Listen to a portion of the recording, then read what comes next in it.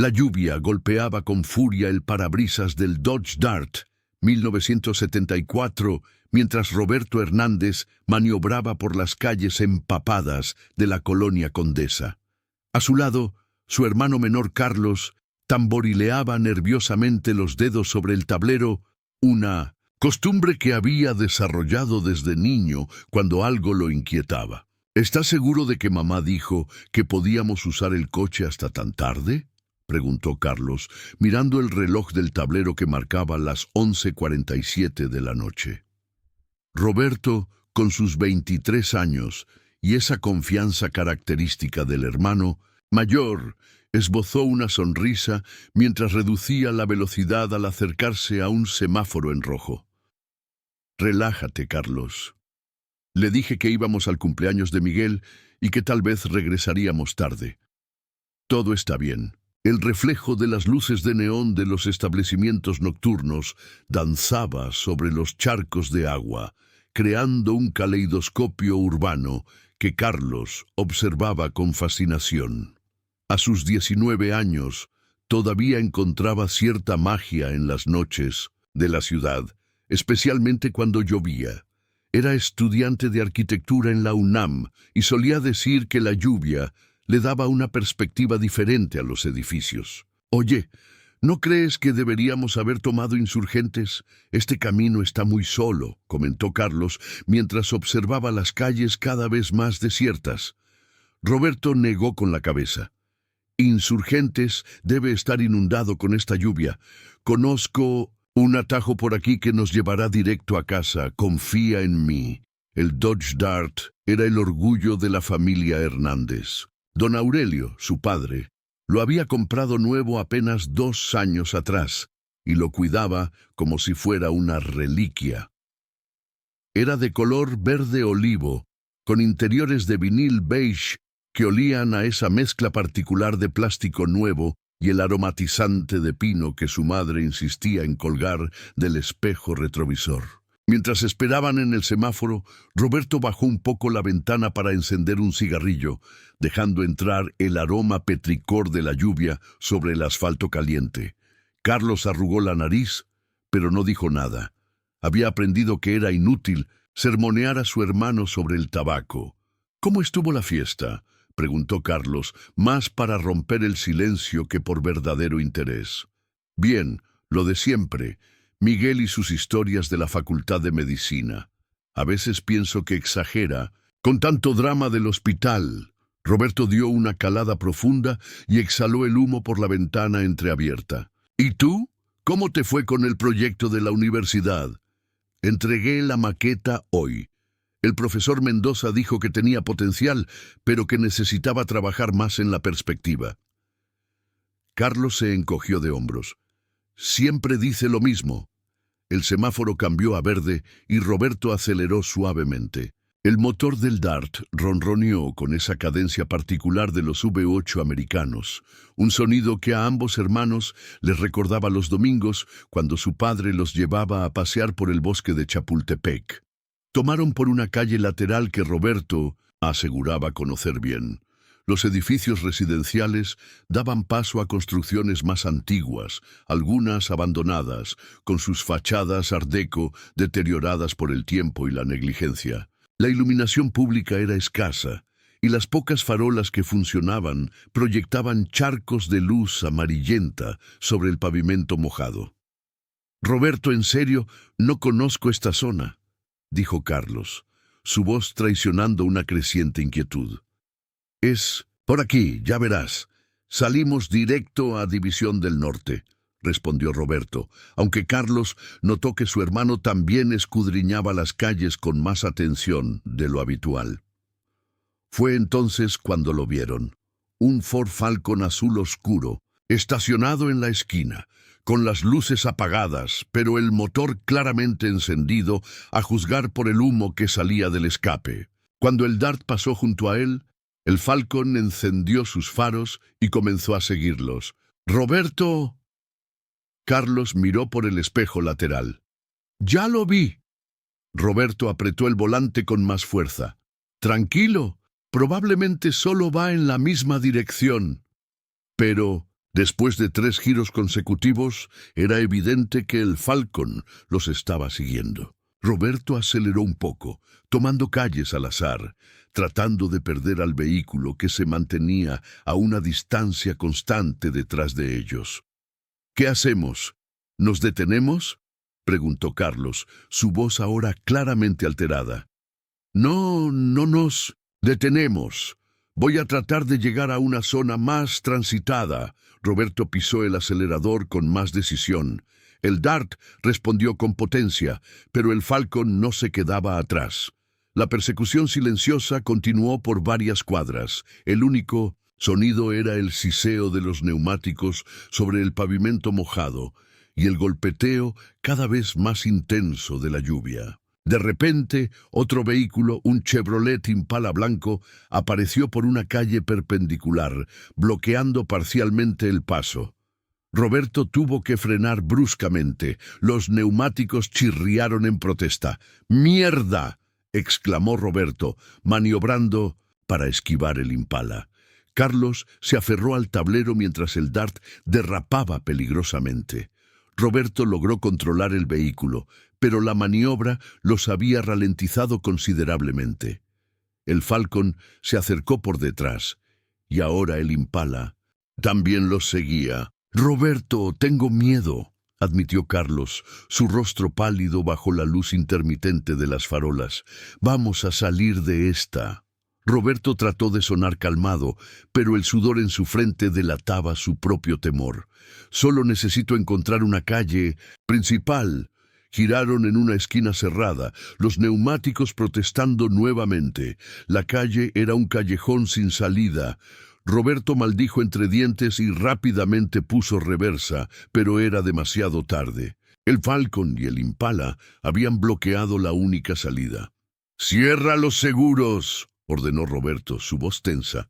Carlos obedeció inmediatamente, el clic de los seguros sonando ominosamente en el interior del vehículo. Ambos hermanos observaron cómo las puertas de los otros vehículos se abrían. 4 hombres salieron, todos vestidos con ropa oscura, sus rostros parcialmente ocultos por la lluvia y la oscuridad. «Roberto, ¿qué quieren?», susurró Carlos. «No lo sé». Roberto mantuvo el motor encendido, sus manos apretando el volante, hasta que los nudillos se pusieron blancos. «Pero no vamos a quedarnos a averiguarlo». Uno de los hombres se acercó al lado del conductor, golpeando la ventana con los nudillos. Roberto no respondió. El hombre golpeó más fuerte y luego hizo una seña para que bajaran la ventana. «¡Váyanse al diablo!», gritó Roberto pisando el acelerador. El Dart saltó hacia adelante, dirigiéndose directamente hacia el espacio entre los 2 vehículos.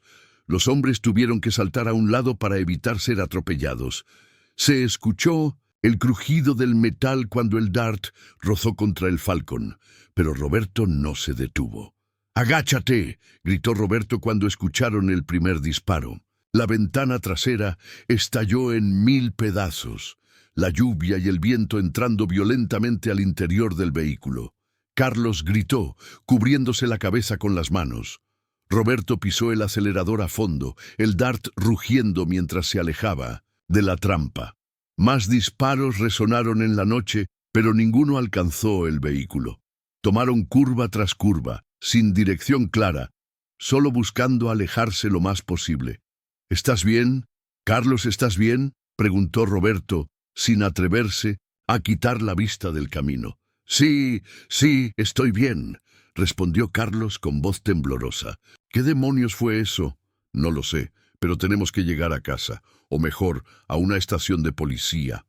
Continuaron conduciendo erráticamente por varios minutos más, constantemente mirando por los espejos para asegurarse de que no los siguieran. La lluvia había arreciado, convirtiendo las calles en ríos urbanos. Finalmente Roberto reconoció dónde estaban. «Estamos cerca de Tlalpan. Hay una estación de policía como a 10 minutos». «Roberto». Carlos habló de repente, su voz extrañamente calmada. «Mira el espejo». Roberto miró y su corazón se hundió. A lo lejos, pero acercándose rápidamente, estaban los faros inconfundibles del Falcon Azul. ¿Cómo diablos nos encontraron? No importa, solo conduce, urgió Carlos. Roberto aceleró nuevamente, pero el motor del Dart comenzó a toser. Miró el indicador de combustible con horror. La aguja estaba peligrosamente cerca del vacío. En la persecución y el pánico, no había notado cuánto combustible habían consumido. «¡No, no, no!», murmuró Roberto, golpeando el volante con frustración. «¿Qué pasa?», preguntó Carlos. «Nos estamos quedando sin gasolina». El motor tosió nuevamente, perdiendo potencia. Roberto trató de mantener la velocidad, pero era inútil. El Dart comenzó a ralentizarse inexorablemente. «Tenemos que abandonar el coche», dijo Roberto, escaneando desesperadamente los alrededores. «Cuando nos detengamos, corremos. ¿Entendido?». Carlos asintió, su rostro una máscara de determinación a pesar del miedo. El Dart finalmente se detuvo en medio de una calle desierta, rodeada de bodegas industriales cerradas. La lluvia caía como una cortina, reduciendo la visibilidad a unos pocos metros. «Ahora», susurró Roberto. Ambos hermanos abrieron sus puertas simultáneamente y salieron corriendo en la misma dirección. La lluvia los empapó instantáneamente, el agua fría como agujas contra su piel. Podían escuchar el rugido del Falcon acercándose, sus neumáticos rechinando al frenar.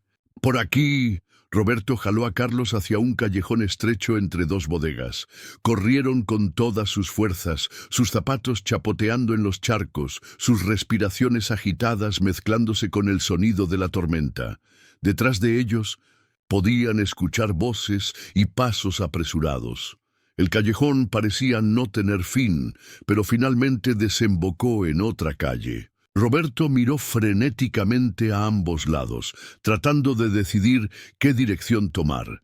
«¡Roberto!», Carlos gritó de repente.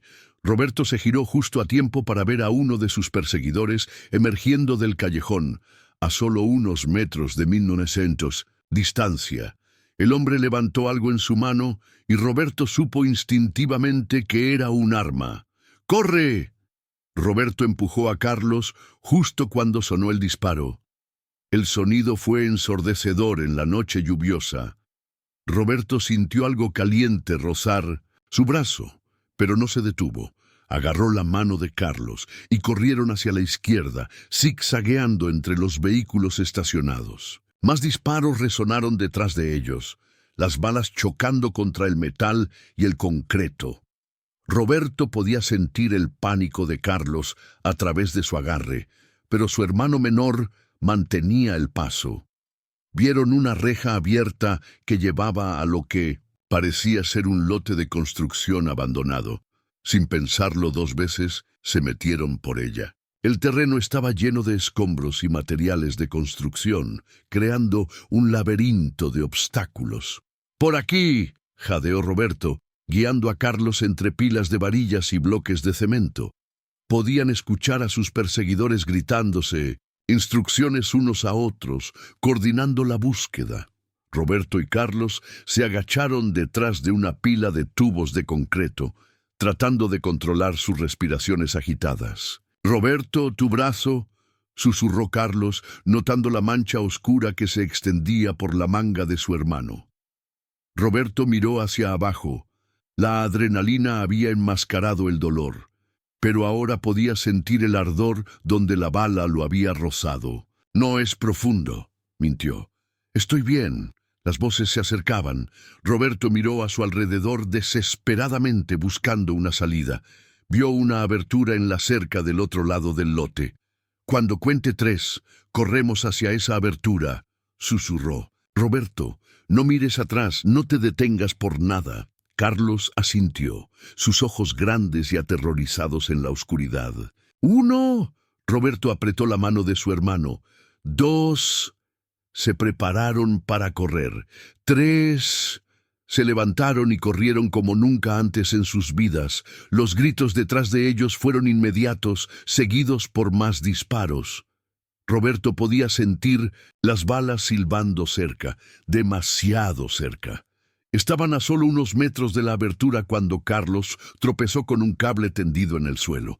Cayó pesadamente, un grito de dolor escapando de sus labios. ¡Carlos! Roberto se detuvo y regresó por su hermano. ¡Mi tobillo! Carlos trató de levantarse, pero volvió a caer. Roberto lo ayudó a ponerse de pie, pasando el brazo de Carlos sobre sus hombros. «Vamos, puedes hacerlo». Cojearon hacia la abertura, pero era demasiado tarde.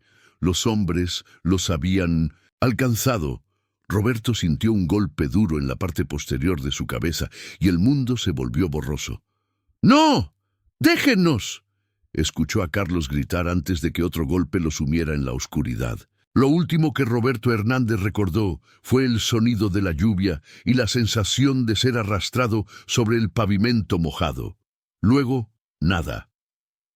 Ciudad de México, 20 de marzo de 1976. El detective Alejandro Mendoza observaba el Dodge Dart abandonado mientras la lluvia ligera caía sobre la escena. 5 días habían pasado desde que los hermanos Hernández desaparecieron, y el vehículo familiar había sido encontrado esa mañana en una calle industrial de la delegación Xochimilco.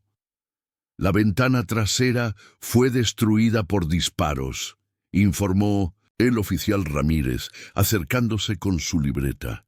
Encontramos casquillos de 9 milímetros en la escena donde aparentemente comenzó la persecución. Mendoza asintió, caminando alrededor del vehículo. El Dart mostraba signos evidentes de una persecución. Raspones en el costado derecho, abolladuras en la defensa trasera y, por supuesto, la ventana destrozada. ¿Sangre?, preguntó Mendoza. Nada en el vehículo, pero encontramos rastros en el lote de construcción a 3 cuadras de aquí. No mucha, probablemente de una herida superficial. Mendoza encendió un cigarrillo, protegiéndolo de la lluvia con la mano. A sus 45 años había visto suficientes casos para saber cuándo algo olía mal, y este caso apestaba. ¿Testigos? Algunos vecinos reportaron escuchar disparos esa noche, pero con la tormenta nadie salió a ver. Un vendedor ambulante dice haber visto 2 vehículos siguiendo al Dart, pero estaba oscuro y lloviendo. No puede dar descripciones confiables. ¿Y la familia? Ramírez suspiró. Destrozada. Los padres no entienden qué pudo haber pasado. Según ellos, Roberto y Carlos no tenían enemigos, no estaban involucrados en nada turbio. Eran buenos muchachos. Mendoza dio una larga calada a su cigarrillo. En su experiencia, todos eran buenos muchachos hasta que no lo eran. Pero algo en este caso no cuadraba. La persecución había sido demasiado organizada, demasiado profesional, para ser un simple asalto. Quiero que revisen todas las cámaras de tráfico de esa noche, si es que alguna estaba funcionando con esa lluvia, ordenó Mendoza. Y hablen con los amigos de ambos hermanos. ¿Alguien sabe algo? Mientras los oficiales procesaban la escena, Mendoza no podía sacudirse la sensación de que este caso iba a perseguirlo por mucho tiempo. 2 hermanos no simplemente desaparecen sin dejar rastro, especialmente no después de una persecución con disparos en medio de la ciudad. Observó el Dart una vez más antes de alejarse. En algún lugar de esta ciudad de millones, Roberto y Carlos Hernández estaban esperando ser encontrados. Vivos o muertos, Mendoza estaba determinado a traerlos de vuelta a casa. Pero mientras la lluvia continuaba cayendo sobre la Ciudad de México, lavando cualquier evidencia que pudiera haber quedado, el detective no podía evitar sentir que el tiempo ya se estaba agotando. Tentar nuevamente gel, detective retirado. Alejandro Mendoza se ajustó los anteojos mientras descendía cuidadosamente los escalones que llevaban al sótano de su casa en Coyoacán. A sus 70 años, las rodillas ya no respondían como antes, pero había algo que lo había estado molestando toda la semana, desde que encontró aquella caja mientras buscaba las decoraciones navideñas de su nieta. El sótano olía a humedad y papel viejo, una combinación que le recordaba sus días en los archivos policiales. Entre cajas de cartón marcadas con fechas y casos, había una en particular que había evitado por años. Caso Hernández, 1976, sin resolver. La abrió con manos temblorosas. Dentro, ordenados meticulosamente como era su costumbre, estaban los expedientes, fotografías y algo que había olvidado por completo. 3 cintas de video VHS en sus estuches originales, etiquetadas con fechas diferentes de marzo de 1976. ¿Cómo diablos olvidé esto?, murmuró para sí mismo. Las cintas eran de las cámaras de seguridad del Banco Nacional de México, ubicado en una de las calles por donde había pasado el DART aquella noche. En 1976, muy pocos establecimientos tenían sistemas de videovigilancia, pero el banco había instalado uno de los primeros sistemas después de una serie de robos. Mendoza había solicitado las cintas durante la investigación, pero la calidad era tan mala que apenas se distinguían sombras en la lluvia. La tecnología de entonces no permitía mejorar las imágenes, así que las cintas fueron archivadas y olvidadas. Pero ahora, 24 años después, quizás la tecnología moderna podría revelar algo que antes era invisible. Subió las cintas con cuidado y se dirigió a la sala, donde su hijo Eduardo había instalado recientemente un reproductor de VHS conectado a una computadora, parte de un proyecto para digitalizar los videos familiares. «Papá, ¿qué haces?». Eduardo apareció en la puerta, vestido con su uniforme de capitán de la policía. Había seguido los pasos de su padre, aunque en una época muy diferente. ¿Recuerdas el caso de los hermanos Hernández del que te hablé? Mendoza sostuvo las cintas. Creo que es hora de darle otra mirada. Eduardo frunció el ceño.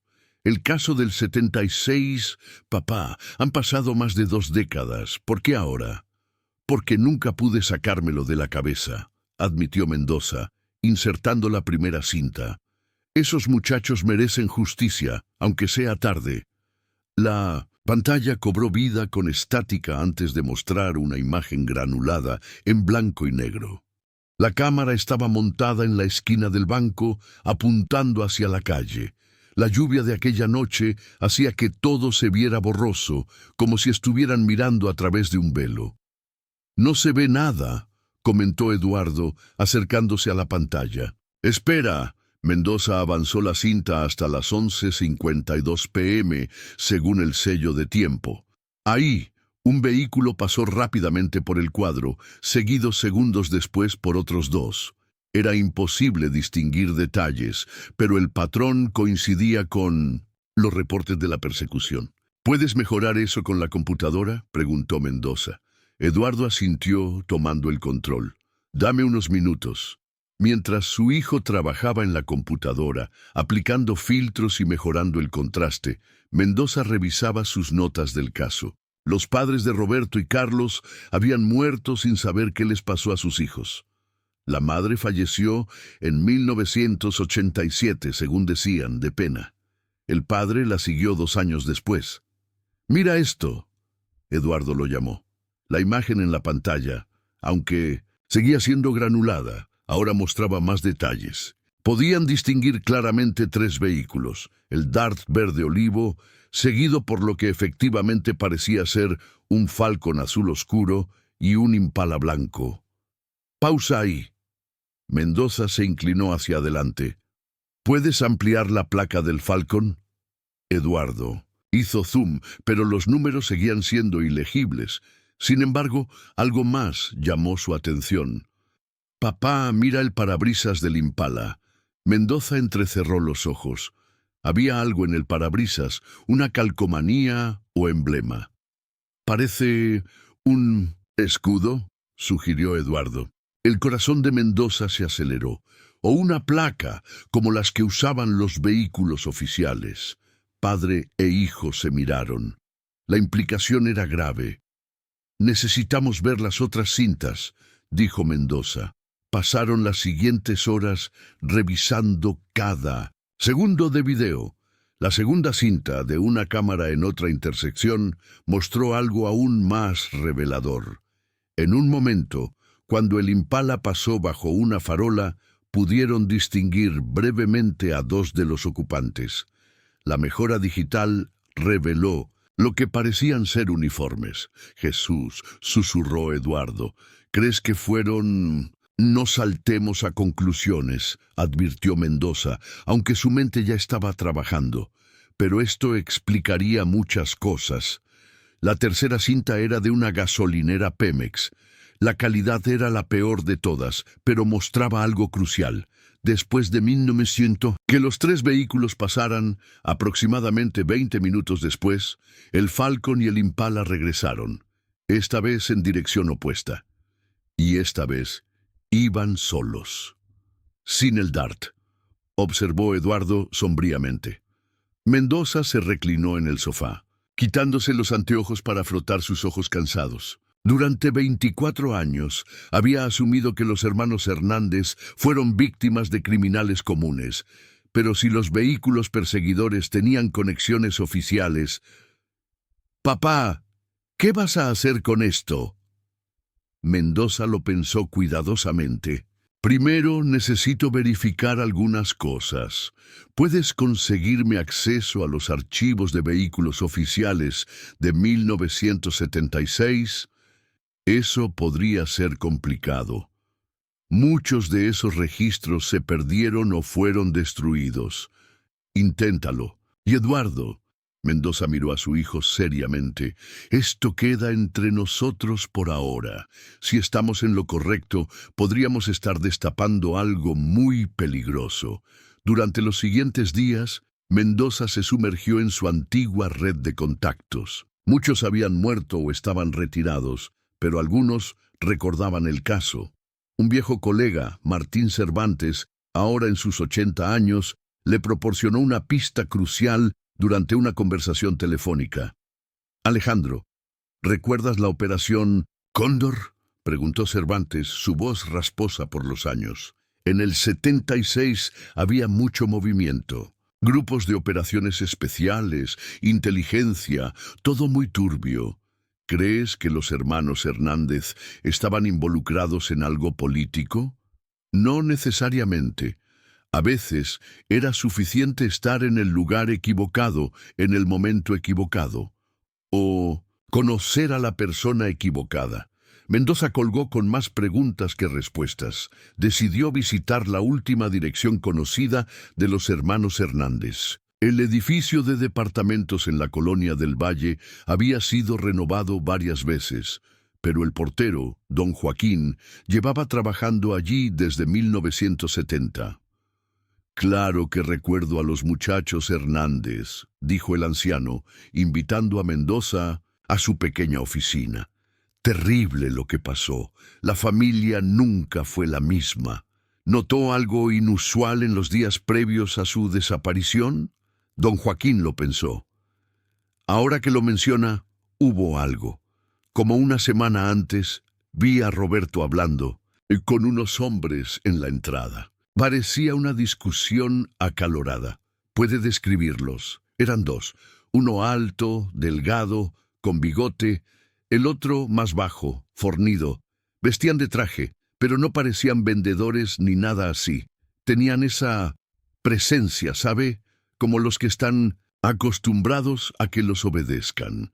Mendoza tomó notas. ¿Escuchó de qué hablaban?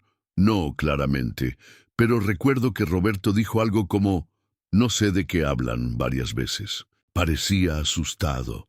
Esa noche, Mendoza no pudo dormir. Las piezas del rompecabezas comenzaban a formar una imagen que no le gustaba. Si Roberto había sido contactado por agentes del gobierno una semana antes de desaparecer, ¿qué querían de él? Eduardo lo llamó a la mañana siguiente con noticias. «Papá, encontré algo». No en los archivos oficiales, esos están demasiado incompletos, pero un amigo que trabaja en inteligencia me pasó algo extraoficialmente. ¿Qué es? Una lista de vehículos asignados a la Dirección Federal de Seguridad en 1976. Había un Impala blanco, placas oficiales, asignado a la Unidad de Operaciones Especiales. Mendoza sintió un escalofrío. La DFS había sido disuelta en 1985 en medio de escándalos de corrupción y vínculos con el narcotráfico, pero en los 70 era la principal agencia de inteligencia de México. Hay más, continuó Eduardo. Revisé los expedientes de personal que sobrevivieron. En marzo de 1976 había una unidad especial investigando presuntas células subversivas en las universidades. Carlos Hernández era estudiante de arquitectura en la UNAM. Dios mío, Mendoza se sentó pesadamente. ¿Crees que lo confundieron con alguien más? O tal vez conocía a alguien que estaban investigando. En esos años, papá, bastaba muy poco para terminar en una lista. Mendoza decidió que necesitaba hablar con alguien que hubiera estado dentro de la DFS en esos años. A través de contactos y favores antiguos, logró localizar a Ernesto Villanueva, un exagente que ahora vivía retirado en Querétaro. El encuentro fue en un café del centro histórico de Querétaro. Villanueva, un hombre de unos 65 años con el pelo completamente blanco, parecía nervioso. «No debería estar hablando con usted», fue lo primero que dijo. «Solo quiero saber qué pasó con los hermanos Hernández». Mendoza fue directo. «Tengo evidencia de que fueron perseguidos por vehículos oficiales». Villanueva bebió su café en silencio por un largo momento. Había muchas operaciones en esos días. No todas estaban autorizadas oficialmente. ¿Conoce el caso? No directamente, pero escuché rumores. Hubo un incidente esa noche. 2 civiles fueron confundidos con objetivos. Cuando se dieron cuenta del error, se detuvo. ¿Qué pasó cuando se dieron cuenta? Villanueva lo miró directamente. En esos días, detective, los errores se enterraban, literalmente. ¿Dónde? No lo sé. Y si lo supiera, no se lo diría. Hay gente que todavía está viva, gente poderosa que no quiere que esas historias salgan a la luz. Esos muchachos tenían familia, merecen saber la verdad. La verdad. Villanueva sonrió amargamente. Es un lujo que no todos pueden permitirse. Déjelo estar, detective, por su propio bien. Pero Mendoza no podía dejarlo estar. De regreso en la Ciudad de México, convenció a Eduardo para que le ayudara a acceder a más archivos. Lo que encontraron fue un patrón perturbador. En los meses alrededor de marzo de 1976, hubo al menos otros 5 casos de desapariciones similares. Jóvenes, la mayoría estudiantes o recién graduados, que simplemente se desvanecieron. Es como si hubiera habido una purga, comentó Eduardo, revisando los expedientes. O una operación que se salió de control, sugirió Mendoza. Una tarde, mientras digitalizaban más secciones de las cintas, algo captó la atención de Mendoza. En la cinta de la gasolinera, justo antes de que la grabación terminara, aparecía brevemente una cuarta vehículo. Una van panel gris que seguía la misma ruta que el Falcon y el Impala en su regreso. La pasé por alto la primera vez, admitió Mendoza. Está casi fuera de cuadro. Eduardo mejoró la imagen lo mejor que pudo. La van no tenía marcas distintivas, pero su presencia agregaba una nueva dimensión al caso. Una van para transportar... Eduardo no terminó la frase. Para transportar a los hermanos, completó Mendoza. Esa revelación lo llevó a una búsqueda más específica.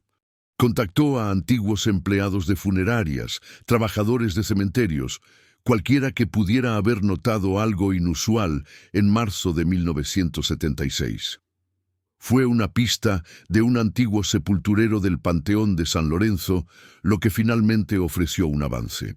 El hombre, ahora en sus 80 años, recordaba que a finales de marzo de 1976 hubo varios entierros nocturnos especiales. Cuerpos que llegaban sin identificación, con órdenes de enterrarlos inmediatamente en la sección más alejada del cementerio. No hacíamos preguntas, le dijo a Mendoza. Nos pagaban bien por mantener la boca cerrada.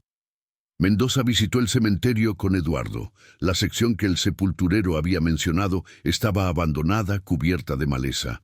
Las pocas lápidas que había no tenían nombres, solo números. Necesitaríamos una orden de exhumación, dijo Eduardo.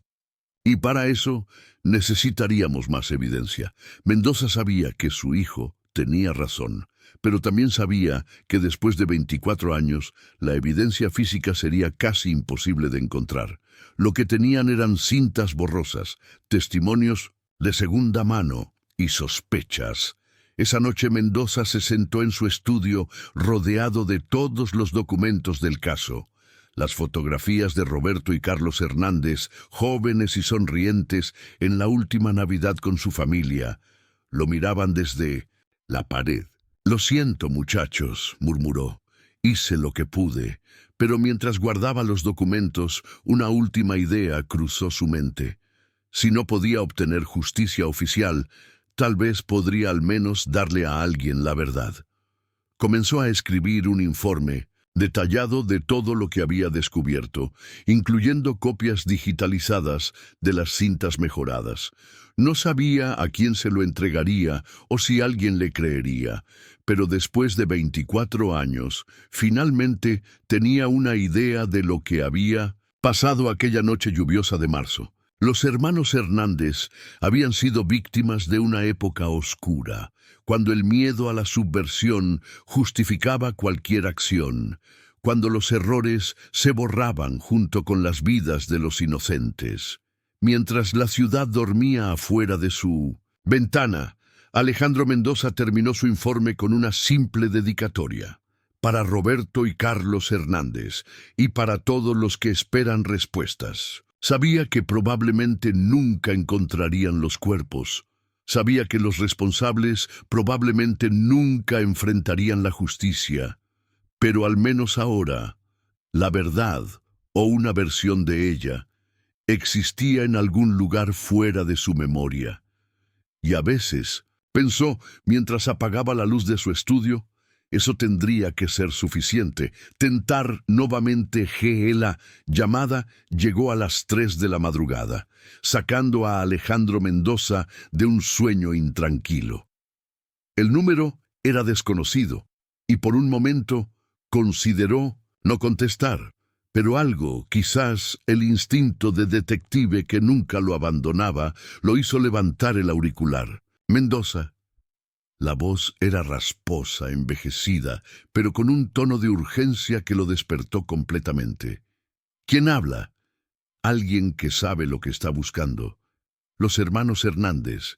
Si quiere la verdad, venga solo al Parque Hundido mañana. A las 6 de la mañana. Banca cerca del kiosco». La línea se cortó antes de que pudiera responder. Mendoza se quedó sentado en la oscuridad, el corazón latiendo fuerte. En sus 40 años como detective había aprendido a distinguir las llamadas falsas de las genuinas. Esta tenía el inconfundible sabor de la autenticidad y del miedo. No durmió el resto de la noche. A las 5:30 dejó una nota para Eduardo diciendo que había salido a caminar, tomó su vieja pistola de servicio, que no había tocado en años, y se dirigió al Parque Hundido. La ciudad comenzaba a despertar mientras conducía por Insurgentes. Los barrenderos limpiaban las calles, los primeros vendedores ambulantes instalaban sus puestos. Era una escena tan normal que parecía surrealista, considerando lo que podría estar a punto de descubrir. Llegó al parque 10 minutos antes. La neblina matutina le daba al lugar un aspecto fantasmal. Encontró la banca cerca del kiosco y se sentó. sus sentidos alerta a cualquier movimiento sospechoso. A las 6 en punto, un hombre se acercó lentamente. Tendría unos 70 años, delgado, con un bastón que parecía necesitar realmente. Vestía ropa sencilla y una gorra de béisbol que ocultaba parcialmente su rostro. Se sentó en el otro extremo de la banca sin mirarlo directamente. «No voltee a verme», dijo el hombre, «y no me interrumpa hasta que termine». Mendoza asintió imperceptiblemente. «Me llamo Ricardo Salinas. En 1976 era agente de la DFS, asignado a la unidad de contrasubversión. Participé en la operación de 1900. Esa noche, Mendoza tuvo que hacer un esfuerzo sobrehumano para no girarse. No fue planeado», continuó Salinas. «Estábamos siguiendo a otro objetivo, un estudiante de la UNAM sospechoso de vínculos con grupos guerrilleros. El muchacho conducía un Dart verde similar. En la oscuridad, con la lluvia, pausó, su voz quebrándose ligeramente. Cuando nos dimos cuenta del error, ya era tarde. Los hermanos habían visto demasiado, podían identificarnos. ¿Qué hicieron con ellos?». Mendoza no pudo evitar preguntar. «Le dije que no me interrumpiera», Salinas tosió. «Los llevamos a una casa de seguridad en Tlalpan. El plan era retenerlos hasta que decidiéramos qué hacer. Pero Roberto, el mayor, trató de escapar. Hubo un forcejeo. Le dispararon». Mendoza cerró los ojos. Carlos se enloqueció cuando vio a su hermano caer. Tuvieron que sedarlo. Para entonces ya no había vuelta atrás. Las órdenes vinieron de arriba, limpiar el desastre. Así le llamaban, a matar inocentes. ¿Dónde están los cuerpos? Los enterraron esa misma noche en una finca en las afueras de Xochimilco. La propiedad pertenecía a la DFS. La usaban para este tipo de situaciones. Después del 85, cuando disolvieron la agencia, el lugar fue abandonado. Ahora es parte de un desarrollo habitacional. Salinas sacó un papel doblado de su bolsillo y lo dejó en la banca entre ellos. «Las coordenadas están ahí. No sé si queda algo después de tantos años, pero ¿por qué me dice esto ahora?», preguntó Mendoza. «Porque me estoy muriendo». Salinas se levantó con dificultad. «Cáncer. Los médicos me dan 3 meses. Tal vez menos. He cargado con esto por 24 años. Vi las cintas que usted ha estado mostrando. Escuché que estaba haciendo preguntas. No puedo morir con esto». «Testificaría. ¿Haría una declaración oficial?». Salinas rió amargamente. «¿Y terminar con una bala en la cabeza antes de que el cáncer me mate?». «No, detective. Esto es todo lo que obtendrá de mí. Haga con la información lo que quiera, pero mi nombre se queda fuera». Comenzó a alejarse, luego se detuvo. «Los muchachos». Roberto tenía una medalla de San Judas Tadeo. Se la había regalado su novia. Carlos llevaba un reloj con sus iniciales grabadas, regalo de graduación de preparatoria, por si encuentra algo. Y con eso, Ricardo Salinas desapareció entre los primeros corredores matutinos del parque. Mendoza se quedó sentado otros 10 minutos, procesando lo que acababa de escuchar. Luego tomó el papel y lo desdobló. Había coordenadas geográficas y una dirección aproximada. Antigua Hacienda San José, 3 kilómetros al sur de Xochimilco, ahora residencial Las Flores. De vuelta en casa, encontró a Eduardo esperándolo con cara de preocupación. «¿Dónde estabas? Tu nota no decía nada específico». Mendoza le contó todo. Eduardo escuchó en silencio, su expresión volviéndose más sombría con cada detalle. «Papá, esto es... necesitamos involucrar a las autoridades oficiales. ¿Con el testimonio de un fantasma que no quiere ser nombrado?». Mendoza negó con la cabeza. «Necesitamos más. ¿Qué sugieres?». «Primero, verificar la información. Si ese desarrollo habitacional existe, Alguien debe recordar la construcción. Tal vez encontraron algo. Pasaron el día investigando.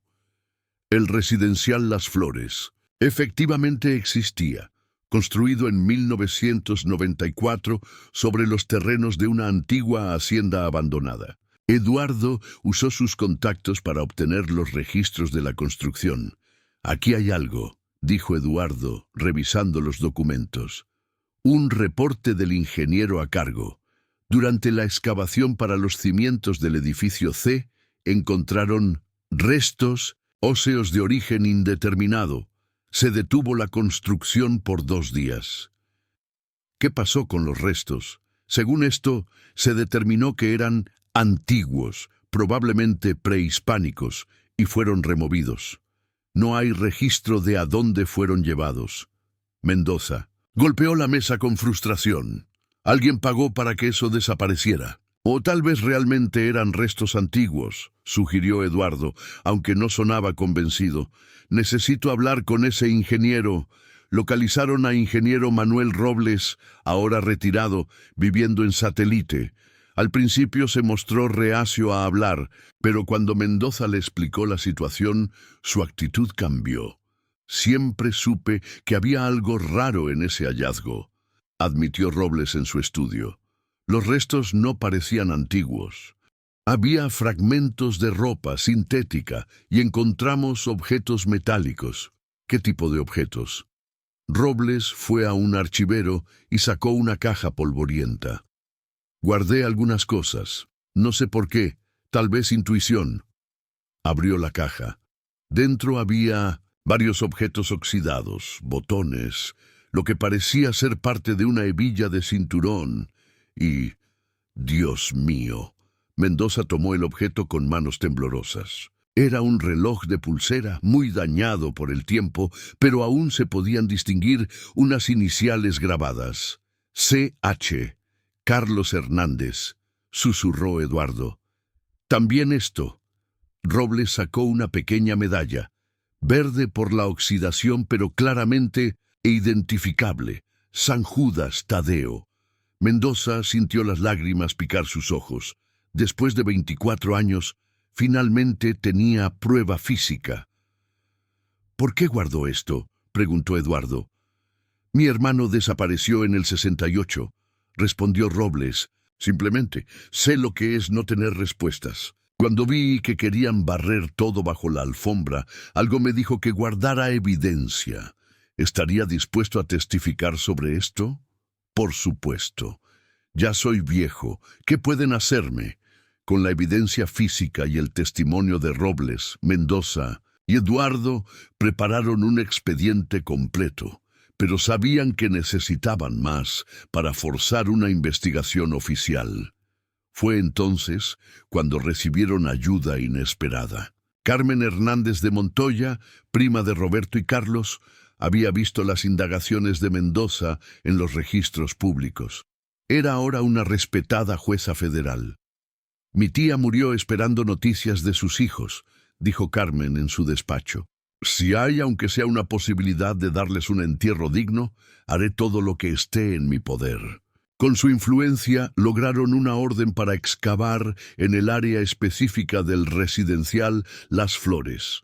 La excavación sería discreta, bajo el pretexto de una inspección de cimientos. El día de la excavación, Mendoza estaba ahí, junto con Eduardo, Carmen y un equipo de antropólogos forenses. Los residentes del edificio fueron temporalmente evacuados. Las primeras horas no revelaron nada. Luego, a media tarde, uno de los excavadores gritó. Habían encontrado algo. Los siguientes días fueron un torbellino de actividad forense. Se recuperaron restos de 2 individuos masculinos, junto con fragmentos de ropa y objetos personales. El análisis preliminar coincidía, hombres jóvenes, de aproximadamente las edades de Roberto y Carlos en 1976. Pero la confirmación definitiva vino del ADN. Carmen proporcionó una muestra, y después de 2 semanas de análisis, los resultados fueron concluyentes. Los restos pertenecían a Roberto y Carlos Hernández. La noticia causó un escándalo mediático. Por primera vez había evidencia física de las desapariciones forzadas de los años 70. Organizaciones de derechos humanos se involucraron, exigiendo una investigación completa. Mendoza fue entrevistado por todos los medios principales. En cada entrevista enfatizaba un punto. Esto no es solo sobre los hermanos Hernández, es sobre todos los que desaparecieron en esos años oscuros. Una tarde, mientras preparaba documentos para la fiscalía, recibió otra llamada anónima. Hizo un buen trabajo, detective. Era una voz diferente, más joven. Pero tenga cuidado. Hay gente que preferiría que el pasado siguiera enterrado. ¿Es una amenaza? Es una advertencia de alguien que respeta lo que hizo por esos muchachos. No todos los que participamos en esas operaciones éramos monstruos. Algunos solo seguíamos órdenes y hemos vivido con la culpa desde entonces. Si siente culpa, testifique, ayude a que haya justicia. Hubo un largo silencio. La justicia real murió con esos muchachos en 1976. Lo que usted logró es algo diferente. Les dio paz. A ellos y a su familia. A veces, eso es lo mejor que podemos esperar. La investigación oficial avanzó lentamente. Muchos de los involucrados habían muerto. Otros estaban protegidos por la prescripción o la falta de evidencia. Pero el caso estableció un precedente importante. El funeral de Roberto y Carlos Hernández se realizó el 15 de agosto de 2000, más de 24 años después de su desaparición.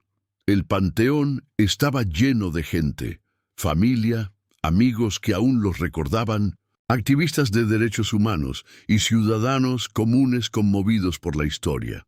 Carmen Hernández dio el discurso principal. Roberto y Carlos no fueron héroes, no eran revolucionarios ni criminales.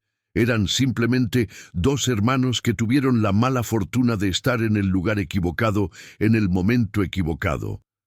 Su muerte representa a todos los inocentes que fueron tragados por la maquinaria del miedo y la paranoia de aquellos años. Mendoza observaba desde atrás, sintiéndose extrañamente vacío. Había logrado lo que se propuso, darle a los hermanos Hernández un final digno. Pero sabía que era solo una gota en un océano de injusticias no resueltas. Después del funeral, una mujer mayor se le acercó. Tendría unos 60 años, vestida de negro. «¿Detective Mendoza?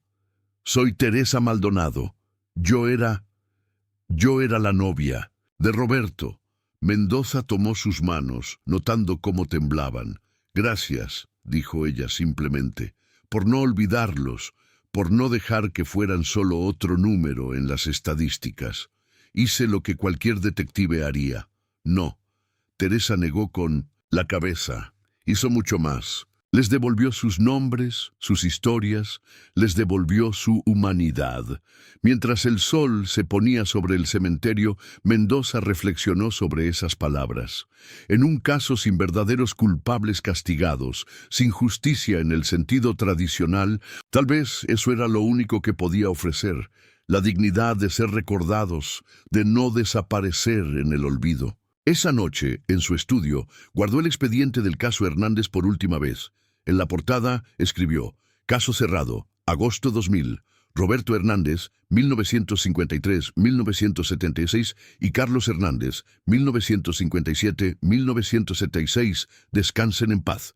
Pero mientras apagaba la luz, sabía que el caso nunca estaría verdaderamente cerrado. No mientras hubiera otras familias esperando respuestas, otros desaparecidos esperando ser encontrados.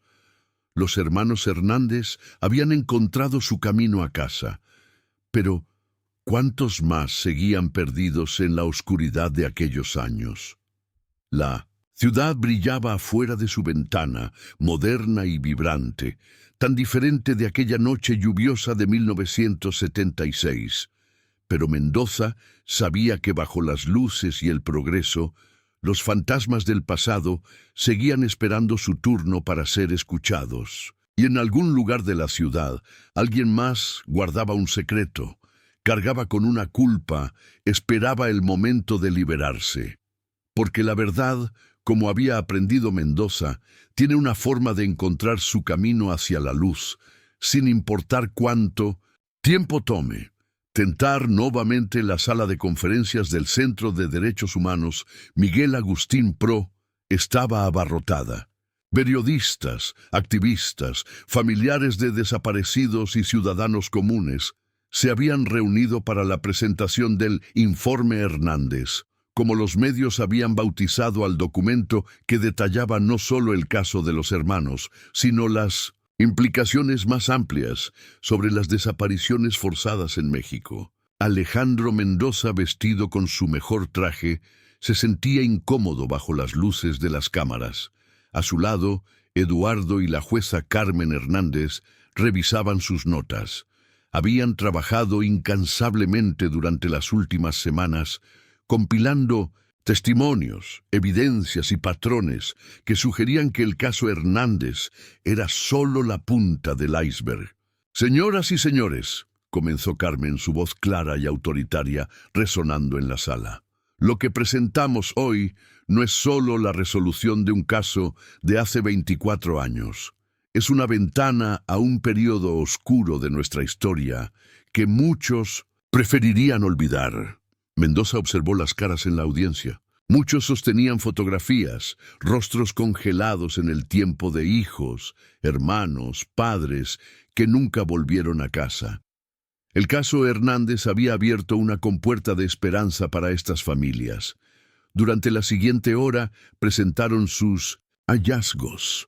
Eduardo proyectó las cintas mejoradas, mostrando claramente la persecución. Carmen leyó extractos de documentos oficiales que habían logrado desclasificar, revelando la existencia de operaciones encubiertas contra elementos subversivos que a menudo atrapaban a inocentes.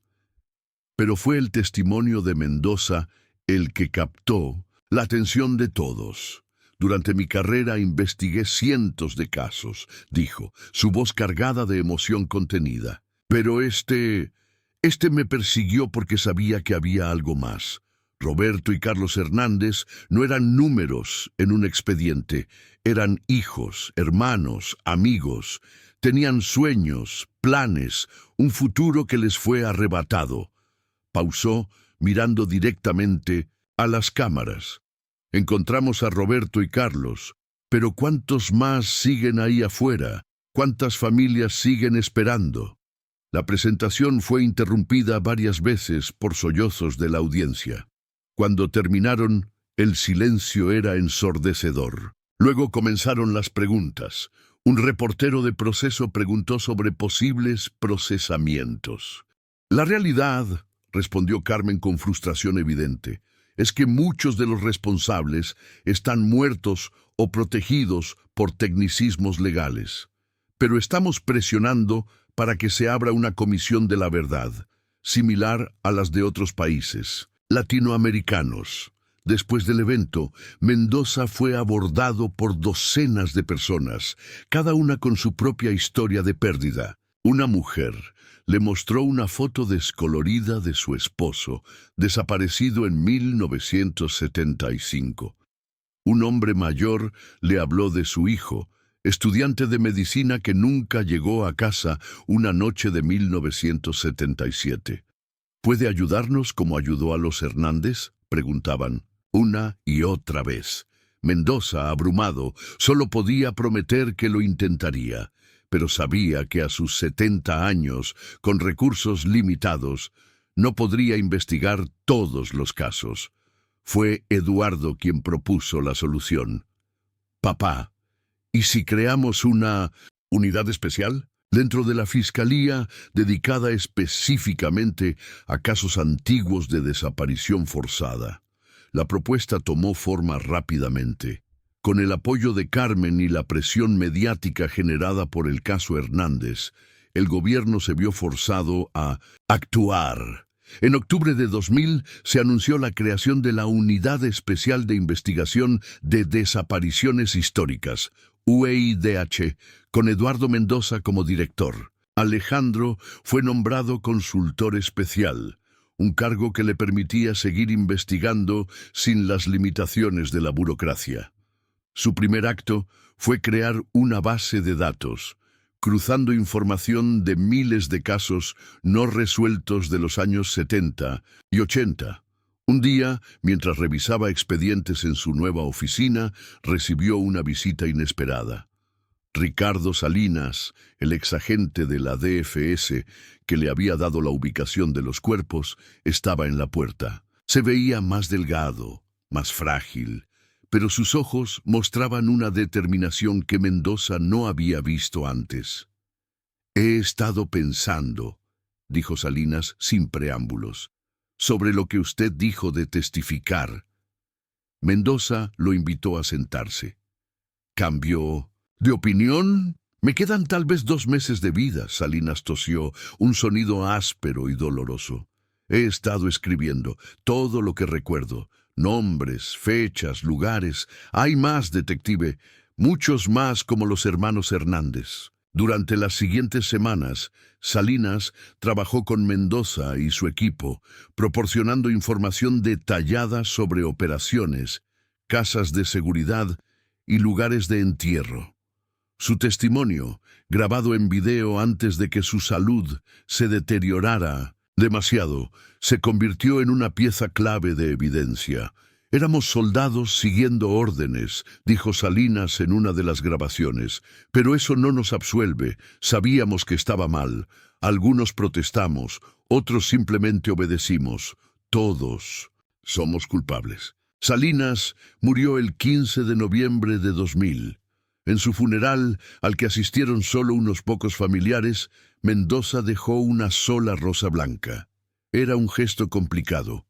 Respeto por el valor de decir la verdad al final, mezclado con la imposibilidad de perdonar completamente los crímenes confesados. La información de Salinas llevó a más descubrimientos. En diciembre se encontraron restos en un rancho abandonado en Hidalgo. En enero de 2001, una construcción en Tlalpan reveló otro sitio de entierro clandestino. Cada hallazgo era un golpe al alma nacional, pero también un paso hacia la verdad. El trabajo era agotador emocional y físicamente. Mendoza a menudo se encontraba despierto a las 3 de la madrugada, revisando mapas, documentos, testimonios. Su salud comenzó a resentirse, pero se negaba a detenerse. «Papá, necesitas descansar», le decía Eduardo constantemente. «Descansaré cuando hayamos encontrado a todos», respondía Mendoza, aunque ambos sabían que eso era imposible. Un día particularmente difícil, después de identificar los restos de 3 estudiantes desaparecidos en 1974, Mendoza se encontró solo en su oficina, abrumado por la magnitud de la tragedia. Fue entonces cuando escuchó un suave golpe en la puerta.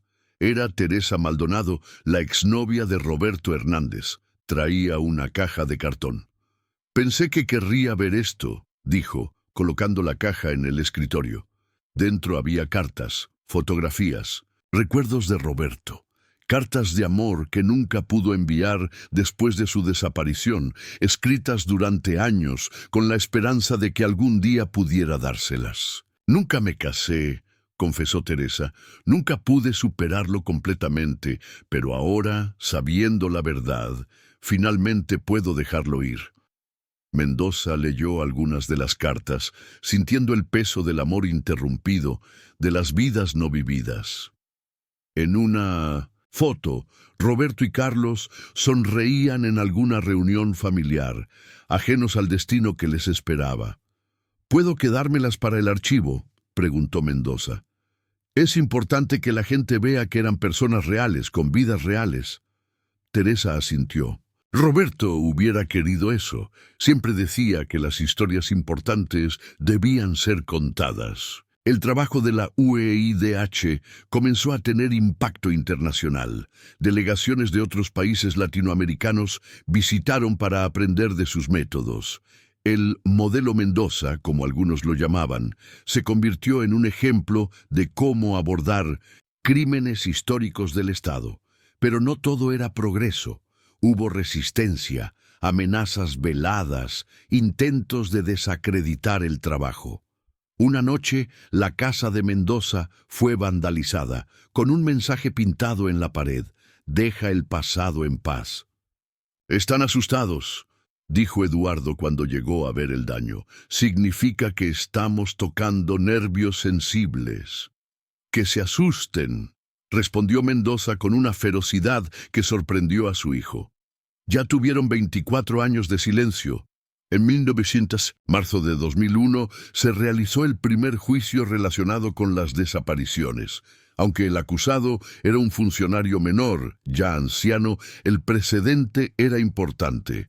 Por primera vez, el Estado mexicano reconocía oficialmente su responsabilidad en las desapariciones forzadas. Durante el juicio, Mendoza testificó extensamente sobre sus hallazgos. Cuando le preguntaron qué lo había motivado a seguir investigando, después de tantos años, su respuesta fue simple: un detective nunca olvida a las víctimas. Y estas víctimas, todos estos desaparecidos, merecían que alguien los recordara, los buscara, les diera voz. El acusado fue condenado a arresto domiciliario debido a su edad y salud, una sentencia que muchos consideraron insuficiente. Pero era un comienzo. En mayo de 2001, se inauguró un memorial en el residencial Las Flores, en el lugar donde fueron encontrados Roberto y Carlos. Una placa de bronce llevaba sus nombres y las fechas de su corta vida, junto con una inscripción: «En memoria de todos los desaparecidos. Que la verdad ilumine la oscuridad del olvido». La ceremonia fue emotiva. Antiguos compañeros de universidad de los hermanos asistieron, compartiendo recuerdos. Un profesor de Carlos recordó su talento para la arquitectura, los edificios que nunca llegaría a diseñar.